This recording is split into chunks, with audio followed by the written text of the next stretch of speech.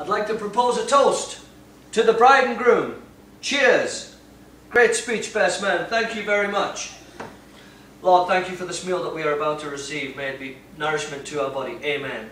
These are all different rituals and different things that we do when we bless a meal, when we propose a toast to the married couple for health and wealth and happiness and something sacred in our lives that we want to bring thanks to and we want to thank someone for. In 18th century Scotland, a famous poet by the name of Robert Burns wrote a poem called Address to a Haggis. Now, a haggis is an old sacred meal in the old Highlands of Scotland in the 18th century. When a haggis was introduced to a table, before it could be eaten or consumed, it had to be addressed. This included stabbing it, cursing stuff at it in different dialects, different Scottish Celtic language. Robert Burns wrote a poem. It's depicted to take a sacred item, cut it up and have it ready to eat. And this is called Address to a Haggis. Good luck to you and your sonsy face, great chieftain of the puddin' race. Above them all you take your place, gut, stomach, lining or intestine, you're well worth their grace as long as my arm. The overloaded serving tray that fills yet you fill, your buttocks are shaped like a distant hill, your wooden skewer could use a fix a mill if need be. While your paws, your liquid juices drip like liquid gold. His knife see the serving man clean, then cut you up with great skill, making a trench in your bright, gushing guts to form a ditch.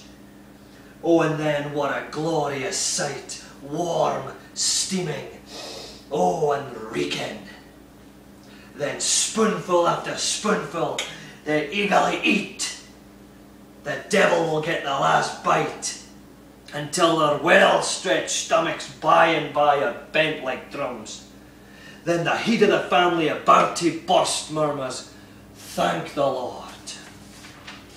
Is there a pretentious soul who over his French ragout or Italian cuisine that would make a pig sick, or French stew that would make the same pig ill, with a complete and utter disgust looks down with a sneer and scornful face on such a meal as a haggis?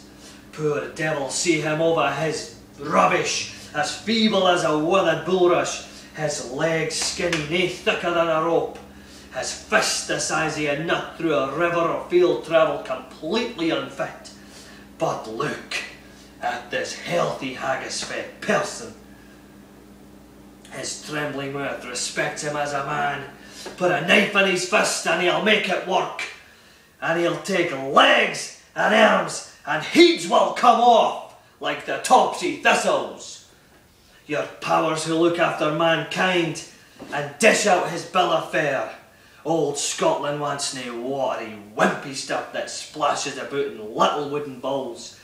But if you will grant her a grateful prayer, give her a haggis. Now, that was a ritual that was done in 18th century Scotland, and that was done by Robert Burns initially, who wrote the poem.